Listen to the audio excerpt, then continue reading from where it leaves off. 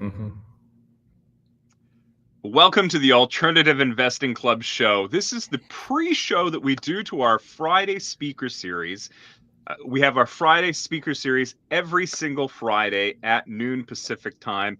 I'm very proud of the fact that we've been averaging 47 Fridays per year for the last 6 years, where we bring great investors in and introduce them to our investor community, as well as you out there on social media and other locations. And we hear their strategies so that we can build and learn and create our own passive income, or rather wealth building in the life we want to build. So today we have with us Dustin Miles from Momentum Multifamily in Texas. Dustin, welcome to the show. Yeah, thanks for having me. Yeah, really appreciate it. Excited to be here. Great. So we always start off, of course, with a little bit of a background, but maybe let's start a little differently here. What brought you into this field? We'll circle back to your background. Why are you a multifamily investor? Yeah, good question. I think so my background's in engineering. Was a mechanical engineer. I used to work for Lockheed. And Yeah, so for me, I've always been, pretty entrepreneurial. I had a candy business when I was 8 years old. My bus driver called me the Candy Man, so it's kind of fun. And then had an internet business. Dating myself a little bit, but it's when Yahoo auctions were around, so had a website, had an e-commerce. Was selling at the time. I didn't know anything about Pokemon cards, but they were really hot at the time, and so I sold trading cards all around the world. So and then after kind of getting out of college and all that, I kind of got the itch again for just entrepreneurship and all that. I did rentals and flips, and it's how a lot of people started out. So I did about half a dozen of those, and I was like, okay, this is great, but how do I scale this? And so I joined. I'm big into coaches and education, and I just want to make sure. I'd like to have guardrails up, and so I joined. It was called, still is around. It's called Lifestyles Unlimited. It's big in Texas. And then I know several friends that are in that. And then was part of Brad Sumrock had started his group in 2013, and I joined then. So I got into multifamily. Started. I like to dip my toes in the water, and so 2013 was a good time to be coming into that. It was, yeah. I was an LP and a KP in my first deal in 2012, and then syndicated my first deal almost 11 years ago in 2014. Nice. Closed May of 2014. So, hey, I got to jump back to all the way to the beginning there. I cannot knock the candy business or the kid on the side of this. My son last summer stood out there for like 6 hours in the sun and came back with, I kid you not, he was 10 years old. He came back with 7. He's poking his head in right now. Go away. he came back with like $60. Oh wow, good for him. Yeah. Hey, wow. Levi, I'm on a call. Could you please shut the door? That's great. That's awesome. Good for him. Yeah, that kind of surprised me. I was kind of thinking, maybe I don't want to send my kids out to McDonald's to go work there. Maybe they just stand at the corner with the lemonade. And yeah. It depends on where you are. You go. Yeah. But okay, so you came into multifamily at a good time. 2012 was really in a rapid acceleration within asset prices in the market. And you were part of Brad Sumrock's group at the time. Yep. Do you recommend people get started with coaching today? I mean, we're in a different environment today. What are your thoughts around coaching today? Yeah, I guess kind of to your point, so that there weren't a ton of resources online. Hmm. There weren't really any resources at all. I would go to clubs and meet people, and kind of what got me going was, I met some people that were owned a few houses, but then I met this guy. You'll kind of laugh. Like, this is mind blowing for me at the time. This was, probably 2010 or so. I met this guy and he owned 24 units. And I'd never met anyone that had more than a duplex or maybe a few rental homes. I just hadn't met anyone. And he owned this remotely. Deal was in Oklahoma. He lived in Dallas.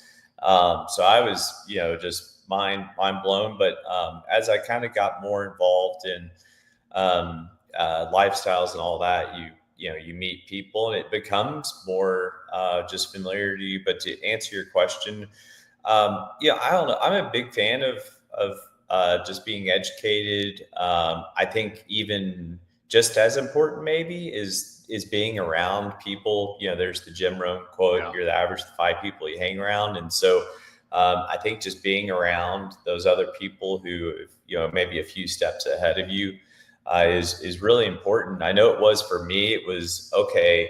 I saw this guy.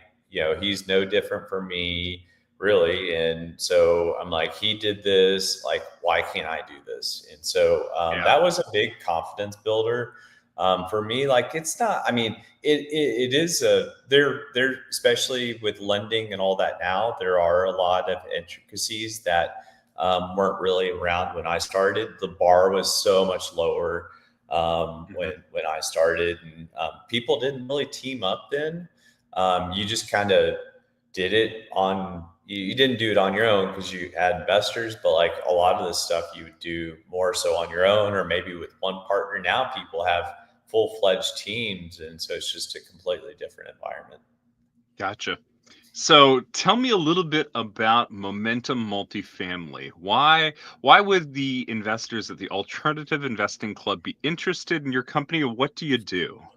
Yeah. So we're owner operators of multifamily in Texas, and when I say that, I'm almost like, there's a lot of people that do that. Yeah, and um, Texas is the hotbed of it, yeah. or one of the So hotbeds anyway. for us, so I'm from DFW. I grew up here. I live here now. Live and breathe, multifamily and all that. My business partner is down in Houston. He's from Houston. He lives and breathes multifamily, in Houston. So I think that, alone kind of gives us a little bit of an edge. We really are very, very systematic. My background's in engineering.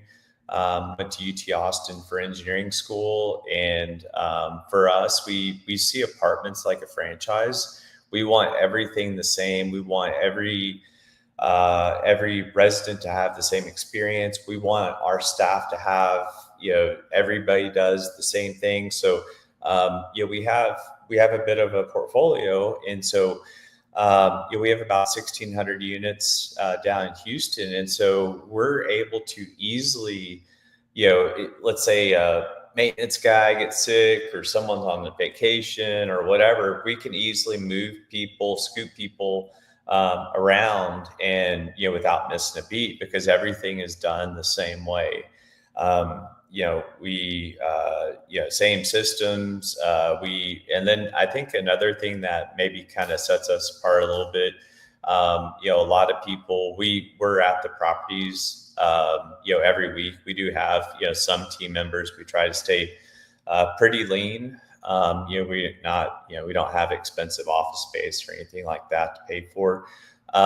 So, we're at the properties every week. We meet with our managers every week. There's a lot of accountability that's involved in that. We have a WMR weekly management report that we've put together over the years. That doesn't take them tons of time, but it takes about 25, 30 minutes. It's about 75 questions. They should know most of them without looking at any resource. But we like that a lot because not only does it keeps them on their toes, so they know their numbers, and they also, because it's a Google form, whenever they fill it out, they know where they should be, and then they have to fill out where they're at. And so that's constant, accountability, and they know exactly where they're supposed to be. And then if we're talking to, an investor or a fund manager or a partner of ours, we can easily go to that spreadsheet. And we also like it because we can see trends over time, which I think Yeah, is really important. So, you can get some of that in the management software, but you can't really see trends of like Google reviews. Those are really important to agreed. us. What management software do you use out of curiosity? I've It's always been interested in Entrada. this. Entrada? Yep. Okay, I've not Yep. used Entrada. How do you like it? It's good. It can be, pulling up a report. It can, I think a lot of it, takes, just because they probably have so much data and all that, just, Training. does take a little, second. But the Yeah. one thing I like about the WMR is I can see everything on one spreadsheet, so I don't have to Mm. click around as much. So it makes it efficient. So Okay. Okay. yeah. Tell me a little bit about the team that you've built. Are you the CEO of the group or the founder of the group? Do you have a Yeah. partner? Yeah, co-founder of the group, and then my like I said, my business partner is the other co-founder, managing partner, and we have we have an asset manager that's full time with us. He came over from Camden, which is a very large institutional group, and so it was really neat for us whenever he came over because we got to bring, kind of that larger organizational, structure as far as our asset management is concerned on that end. And then we have an operations manager and then a handful of part-time people. So, Okay. and then at the properties, obviously we have there's about 50 people at the, Right. between Okay. leasing, managers, leasing agents, and maintenance folks. So. Okay. Now, are all of your properties in DFW or majority of them, or how are they dispersed Uh, geographically? Yeah, right now they're actually all in Houston, and then we're looking to build a similar portfolio in the DFW area. So in Houston, we like to try to cluster things together too. That kind of helps.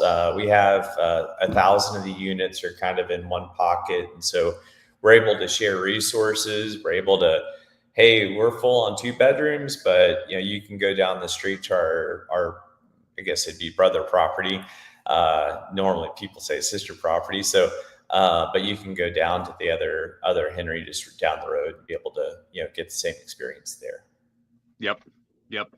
And I guess the other question that I have is what's going on in the Texas market right now? How's it looking from demographics and or MSA economics perspective?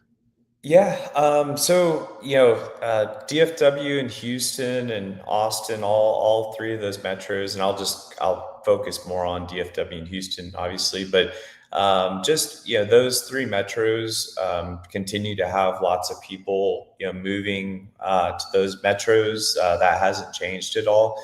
The what has caused so rents have been probably with the exception of the Midwest, rents have been pretty flat in Texas and the Sun Belt over the last 2 years, and the reason for that isn't because of the amount of people moving; it's because of supply. They when money was cheap, people built a lot. Since interest rates have gone up, it's been more challenging to buy, but it's been even more so to build. And so there haven't been, and it takes about 2 years from start to finish to build in Texas. And so there's really no new product. I mean, there's probably some, but there's not a whole lot of new product, in that development stage at all. So what is being, was coming online was put into motion a few years ago. And so DFW and Houston are both, the story's a little better in Houston. But both, DFW this year is at 24,000 units coming online. I don't remember, they were 30 something thousand last year. Um, Houston was 24,000 last year, is only 12, 13,000 or so this year. And Hmm. Houston is only 5,000 next year, which is, not a whole lot. So both DFW and Houston are seeing probably more so on the back half of the year, but are scheduled per real page of rental increases. DFW is 1.8%. Houston is 2.8%. So, and that's only going to, accelerate into next year. Okay.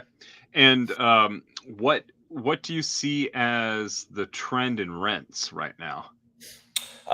Yeah, like I mentioned, it's been kind of flat the last 2 years.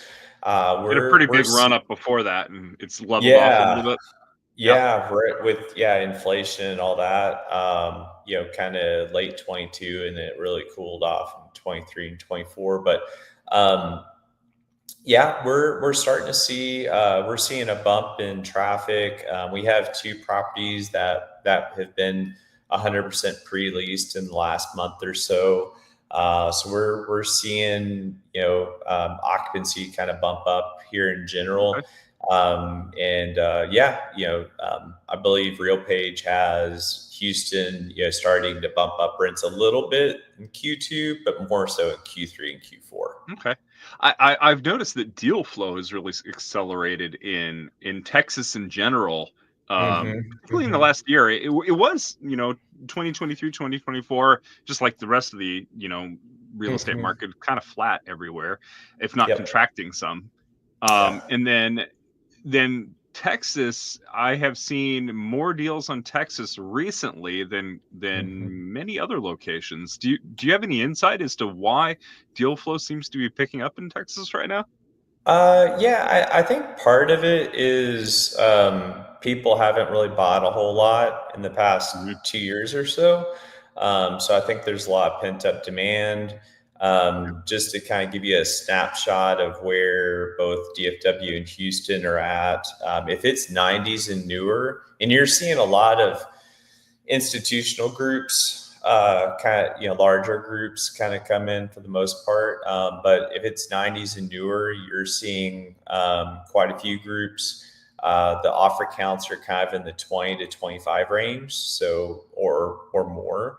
So you're seeing, quite a bit of folks, kind of, and they're looking at, so they're looking at. I think what their mindset is they're seeing the rents are kind of everything's starting to kind of turn the corner right now. Mhm. And there's a lot of projected, rent bumps in the next few years, and so they're wanting to, kind of take advantage of that.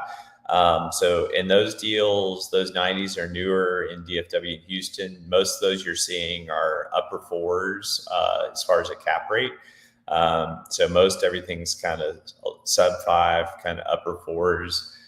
That's what we're hearing. Okay, okay. And Hmm. are you currently actively looking to acquire, or do you have any We deals in process? Yeah, we don't have anything, under contract. We are actively looking. We're touring deals, just seeing, kind of what makes sense out there. Yeah, we're not the group that's, going to be, kind of buying all over the country and trying to just add as many units as we can. We want to make sure we get into the right deals. I mean, we eat our own cooking. We're investing in. Our friends and family Mhm. are as well. I mean, all the ones in Houston are named after my son. So we just want to make sure that we're getting into the right deals. We do want to grow. We're big into self improvement, and and that carries over into business as well. So we do want to grow, but we want to do so at a measured pace. We don't want to get out over our skis, and we just want to make sure that we can, if we take care of our residents and we take care of our staff, though that'll take care of our investors, and so everything Yeah. else will kind of fall into place. So. Yep. All right. And then the very last question I always ask every person that comes in for the Alternative Investing Club show interview. Can you recommend a book to us? I Oh love gosh. hearing what people are reading, and I Yeah. love Let hitting me. them with that question out of the blue. Doesn't Yeah. have to Let be me. real estate or investing. Yeah. I'm pulling up my. I listen more than I read. I do too. I let me see. There's I like Ryan Holiday quite a bit. Ryan Holiday. What Yeah. does he write? Let me pull up. Let's see. Um, Man, let me see if they'll let me. Oh shoot. Um, Started playing it. The Daily Stoic. Uh, yes. Yeah. Yeah. Discipline is Yeah. destiny. Yeah. Up. I can't remember No, wisdom which takes work. one. Yeah. Let me see which one. Let me go to my finished. He's fairly prolific. Yeah, I think All on anything. I like stoicism. Adam. I like books by Adam Grant. Hmm. He's been really good. Ego is the Enemy by Ryan Holiday. I like that quite a bit. Yeah. All right. So All right. Thank you so much. And is there anything else that you want to let investors know before we end the show? no, yeah, appreciate you having me on. Always happy to chat with folks. Happy to just let people know what we're seeing. Happy to help any way we can as well. Got into multifamily over 10 years ago. Is what I'm doing. The rest of my career, and so always happy to help. Love just kicking that relationship off, and you never know where it ends up going. So. Yep. Yep. Yeah. All right, Dustin. Thank you so much for being with us here today. All right. Thank you, Daniel. Appreciate it.